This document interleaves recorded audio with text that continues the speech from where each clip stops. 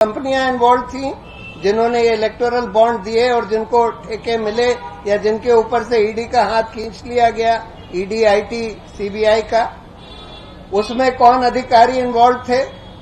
उसके बाद ED, IT और सीबीआई के लोग, जो लोग इसमें शरीक हो गए इस पूरी कॉन्स्पिरेसी में कि इनका इस्तेमाल करके हफ्ता वसूला जाए, मतलब ये पैसा वसूला जाए, तो वो कौन थे?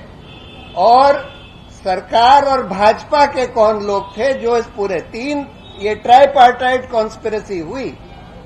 और अगर ठेका देने की तो उसमें सरकार के और भाजपा के कौन लोग थे और इन कंपनियों के कौन लोग थे जो उस कॉन्स्पिरेसी में, कि मतलब चंदा दो और ठेका लो वाली कॉन्स्पिरेसी में, जो कि सीधा सीधा प्रिवेंशन ऑफ करप्शन एक्ट में करप्शन होता है।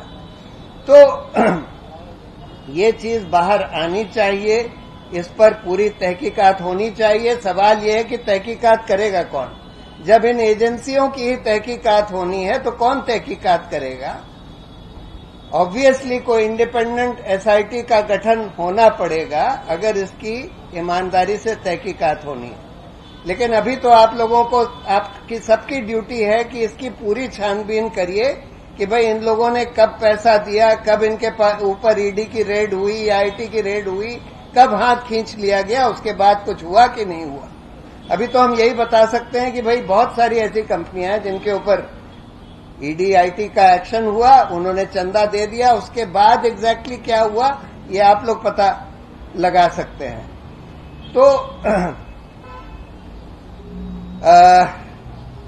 लास्ट बात देखिए, सुप्रीम कोर्ट ने एक इंटरिम ऑर्डर दिया था 2019 में, और इसीलिए उन्होंने बोला है कि वो जो इंटरिम ऑर्डर की डेट थी 12 अप्रैल 2019, उसके बाद का ही डेटा उन्होंने ऑर्डर किया है देने के लिए। लेकिन उसके पहले के लिए सुप्रीम कोर्ट ने पार्टियों, इलेक्शन कमीशन को बोला था कि तुम पार्टी से पूछो कि उनको अभी तक जो बॉन्ड मिले हैं वो किसने दिए हैं, वो उनसे पूछो।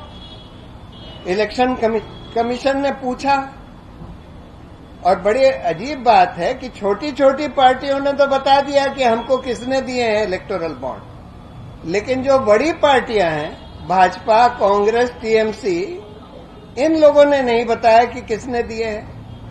और एक पार्टी ने तो, जेडीयू ने तो ये कह दिया कि हमारे यहां कोई दरवाजे के नीचे छोड़ गया था। भाजपा वगैरह ने बोल दिया कि भाई हमको पता नहीं, हम कोई रिकॉर्ड नहीं रखते।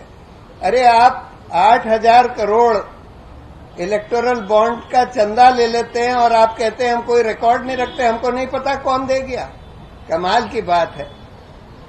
तो कायदे से इन पार्टियों को भी ये सारा पूरा डेटा कायदे से बाहर आना चाहिए, 2019 के पहले का भी।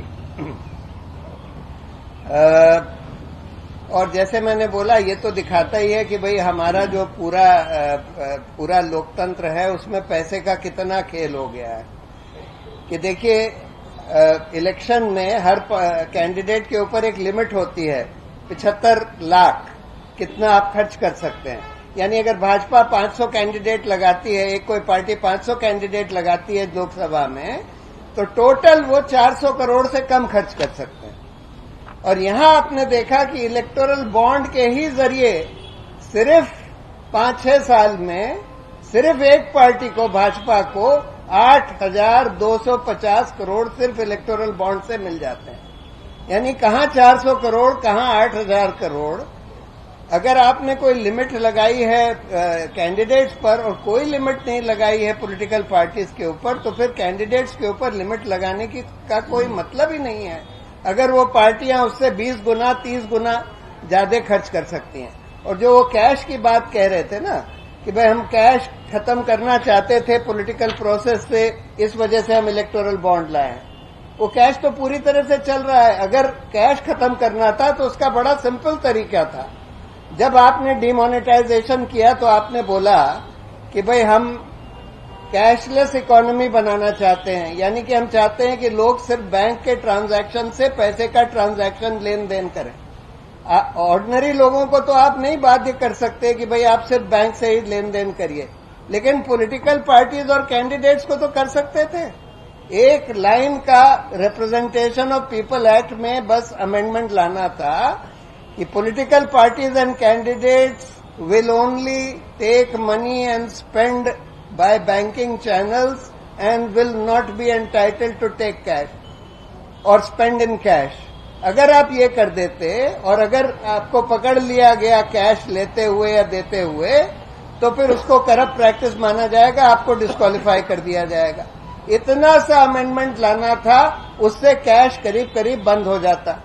लेकिन वो लाए नहीं और उल्टा इलेक्टोरल बॉन्ड ले आए, जिससे जो व्हाइट मनी भी था, जो बैंक के थ्रू भी था, वो भी सारा पैसा अवैध होकर इस तरह से घूस वूस के थ्रू दे दिया गया. तो यहां पर हम लोग अपनी बात खत्म करते हैं. कपिल सिब्बल जी को आना था, अनफॉर्चुनेटली उन्होंने मुझे अभी थोड़ी देर पहले मैसेज भेजा था कि पिछले 3 दिन में वो सिर्फ 5 घंटा सोए हैं, बहुत ज्यादा थके हुए हैं, इसलिए वो नहीं आ पाए. आप लोगों के कोई सवाल हो तो उसके जवाब हम लोग दे सकते हैं. थोड़े से सवाल.